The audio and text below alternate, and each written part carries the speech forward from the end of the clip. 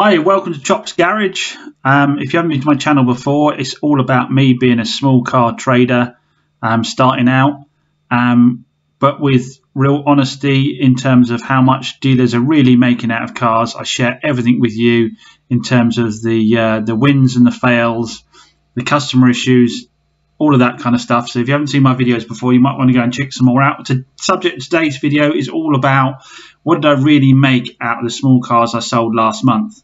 So we're going to go through it all and share every bit of cost with you and show you what we really made out of it. So what are we really making out of these cars? Well, there's a few things to bear in mind straight away. We're going to talk about gross profit, which is the profit you make in terms of the cost of the car versus what you sell it for. That's before any of the other costs. A lot of the channels on YouTube simply show you gross profit. They show you what you buy a car for, what they sell it for, and don't share what the costs were in between. So we're going to share what the net profit is, which is the true profit made. So this is what you buy the car for, what you sell it for, minus all of the other associated costs. Now, what are some of those costs? You have the VAT margin scheme. As a used car dealer who's VAT registered, you have to give 20% of your gross profit, not your net profit, 20% of your gross profit to the VAT man. That means if you buy a car for £1,000, sell it for £2,000, you've got to give your VAT man £200 because he says you've made £1,000 on it, regardless of whether you actually made £100 on it after all your costs. So we've got the VAT scheme is included within our calculations. The other thing to bear in mind is income tax. So that's I haven't actually included that in our numbers. You can kind of work that out for yourself. Obviously, as a business, we try and reduce tax as much as possible by claiming back costs against the business. So it's not the same as you simply saying, if I earn 30 grand, I want to give 20% in tax, or if I earn 60 grand, I want to earn pay some of it as 40%. It's not quite as simple as that, but you can kind of work out for yourself. When you talk about your own income, you say I earn 50 grand a year. You don't take the tax off it. You don't say what it is net. So I'll do the same here and tell you what the gross is before income tax. That's the only thing I've not taken out. So enough of that. Let's get going through and let's see what we made off of each of the cars.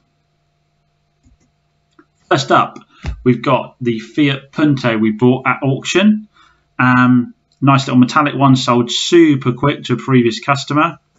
We bought that for £646.80. Now, straight away, guys, to tell you that includes the auction fees. I think the car only actually cost me about £450, but on every car you buy at auction, you pay fees on top, and they are quite large, up to, it can be as much as 50% of the car.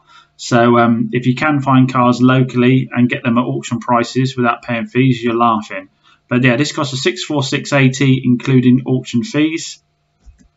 We sold it for £1,600, like I said, to a previous customer of ours. He just wanted it as is, so we did basic prep on it. So that gave us a net profit of £465.93. Now, again, straight away, guys, to tell you, when I calculate the net profit on my cars, if I have a warranty claim from a car I sold in a previous month, I will offset the cost of that against one of the cars I sell in the month I've done the warranty repair. So there could be, for example, £200 on this car in the costs that was actually associated to a car I sold previously, but because I've already done the maths on that, I roll it into another vehicle. So it doesn't necessarily mean that this vehicle had a lot of costs. It could be other costs are incurred. I've included everything. If I paid a valeter, if I paid a mechanic to work on it, if I paid for cleaning products, I include all of those costs in this. And we are going to also cover the overheads I had for use of tools and unit and that kind of thing. So yeah, net profit on that one, £465.93. Then we had little Hyundai i10. Excuse the pictures, sold so quick I never actually photographed it for sale properly. Customer came by and bought it even before that point. We bought it for £572, including fees. We sold it for £1,495. So that gave us a net profit of £347.77. So again, after all of our costs, that's what went in my pocket. Next up, we had a bad deal. We had a Daewoo Matiz. It was a cracking little car, super low mileage, super clean, but for whatever reason, it just wasn't selling. We bought it for £464. I think I only paid £300 the actual car. The rest was fees. We sold it to a subscriber via eBay for £670 after we played around with the braking system and the clutch and gave it a valet and some other bits and bobs. He saw the work we put into it, saw it on eBay and thought, well, I'll grab that. Looks a bit of a deal. Net profit on that one, £60.76 after all of our costs. So net profit is after all costs, remember. Gross profit is simply what you bought it for and then what you sold it for. Fiat 500s do really well for me. I had a 2011 Lounge I bought for £2,389, including fees at auction. Sold it for £3,795. And the net profit was £718.44. Those of you that watch my channel know that I think I spent quite a lot of time on that one. I think it was that one on paintwork. Again, what I'm not covering with you guys is how much work and time I put into these cars. They aren't a case of just bringing them in, washing them and sticking them out the door. Go and watch my previous videos. You'll see the amount of prep work I've done on these. This isn't just me washing cars. We do a lot of servicing, paintwork repairs. We get them MOT'd. We do a lot of preventative work, you know, to make sure these cars aren't going to cost people money for at least their first year of ownership.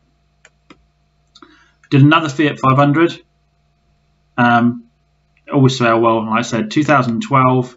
Bought it for £2,167. Sold it for £4,100. Gave us a net profit of £777.34 on that car. So that's what I pocketed from that one. Again, we did some work on that one, if I recall correctly. Little Kia Rio. These always sell well for me. I know a lot of people turn their nose down at them, but they're normally in very good condition, normally reliable motors. They go well for me. We bought that for £581, including fees. I think it only cost me £400, that one, I think. But the fees were on top. Sold it for £1,895. And from that, we netted a net profit of £592.10. So again, we got 20% VAT, we got a warranty, service, MOT, parts, all of those good things. Next up, another Hyundai i10 that I couldn't photograph because it sold too quickly. We bought that for £1,071. That was a 2013 one. Sold it for £2,395. Left us with a net profit of £589.28. So another little i10 flew out the door super quickly. Toyota Aygo, bought for 2011. Bought that for it might have been 2012 actually. That one bought it for £1,653. Sold it for £2,900, gave us a profit of £1,040, but our true net profit on that one was actually £307.51. We had a big warranty claim, a couple of warranty claims. We had an ECU on a Ford Ka we'd sold before that I had to get reprogrammed and put back in again. And we had a Toyota Yaris catalytic converter. I had to offset both of those against this car because they've been sold in previous months. So it left me a true net of £307.51. So again, like I say, on this channel, we're going to include absolutely everything. One of the few channels that does. Sold another Punto, bought for $717, again including fees. Sold for $17.95 and made a net profit of £407.21 on that one. Next up, we bought this little Mazda. Did quite a bit of work on this one. It was a bit crusty underneath, so we wire brushed a whole lot, cleaned it down, wax oiled it, put a new sump on it, serviced it. It turned out to be an absolute little cracker after all that. We bought it for £628, including fees. Sold it for £1,420 within 24 hours and netted a £339.86 profit. So modest profit, but it was a cheap car. And then we sold a Fiat 500 on behalf of a customer. Sometimes customers bring their cars back after they've had them for a while and they want to move on to something else and ask if we can sell them on our behalf. And we do that for a fixed fee of £300. There's no overheads. I use the accounts I'm already paying for to put them on. It's just a bit of my time. So we charged £300 for that, and the customer got exactly what they wanted for the car, so everyone was happy. So how are we doing total wise then? Our total sales were £22,160 in that month. We made a gross profit of £10,161.20. So that's what the VAT man wants us to pay VAT on, but that's obviously before all of our costs. Our gross profit margin was 46%. Our true net profit was £4,474.26. So that's after all costs. That's effectively what my wage is for the month. So that's what I get for giving up my time. A lot of people say at this point, oh, but you haven't included your time. When you go to work, guys, you give someone your time and they pay you for it. I've given my time and this is what I've got paid for it. Okay.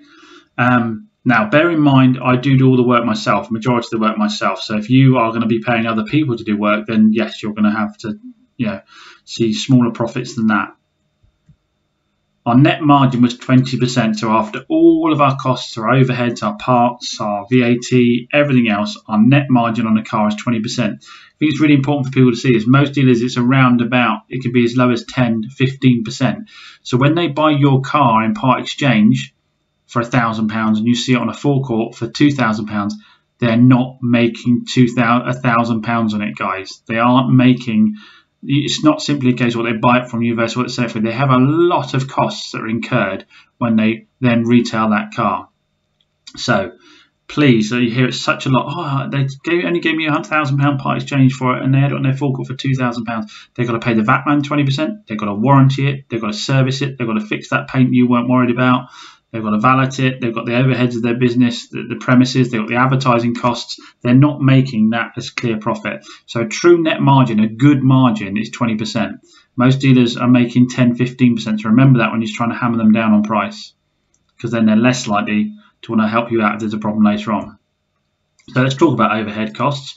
What are my overhead costs? What did I include within those to get to that net profit? My biggest one is commission, and this is basically what I'm paying for my premises. So the deal I have is with someone is that I use their unit, I use their tools, I can sell from their unit, and they give me a hand with the cars every now and then, and I give them 35% of net profit. So I gave £1,914.91 for the use of the unit and so forth. So if you do it on driveway, you could add that back in and you'd be near a sort of £6,000 or over £6,000 in your pocket. But that's basically what it's cost me for the unit and tools and all that kind of stuff. The VAT man will be getting £693 on the gross profit. So, yep, again, like I say, VAT is on the gross profit, not on the net profit. So those two have already been included in all my figures that I ran through you there, guys. And then about over £500 on marketing insurance. Insurance alone is about £150 a month, and then motors is about £150 a month, and you've got a few Auto Trader ads and so forth. So again, these were all included in my numbers as I went through. They're not stuff I need to take out of that £4,000 odd pounds. They've already been included within those numbers. But the big one on top of all that, guys, is got to give a big thank you to those who are watching the videos, those that subscribe, those that let the adverts run, because YouTube gave me £1,343 for you watching my videos on the highs and lows of the used car trade, the customers, the auction houses, all of that. So massive thank you to everyone watching the videos, commenting, subscribing. When you do let the adverts run, or let a few of them run, guys, it makes such a difference to us producing content, because obviously there's a lot of time involved in producing the content, and to get that as a little bonus on top is fantastic. So massive thanks to everyone. And when you give a video a thumbs up and it suggests it to other people that subscribe and then watch it and also let ads run, makes such a difference. So thank you for that, guys. Hopefully that video was informative to you, and you enjoyed it, and it was interesting to see what the true profits are. So for a month like that, I've earned about £4,500 plus the YouTube revenue, but you obviously can't count the YouTube revenue because not everyone's doing that. It's a lot of hours in it. I pulled a lot of lates. If you watch my videos, I pulled a lot of lates. I would say there's warranty claims in there and those numbers you have to deal with afterwards. It's, there's a lot of time involved. It's not easy money, and like I say, the margins aren't massive. So one of the reasons I do this is just to say, if you do find yourself a nice local honest dealer who's trying to look after you, realise that he isn't making an absolute fortune out of these cars, so you have to be reasonable in your requests and your expectations. But anyway, thanks for that. Please do hit that subscribe button if you're not already subscribed. If you enjoyed the video, please do give it a thumbs up so others who are interested in this kind of content can see it. And I look forward to getting the next video out for you soon.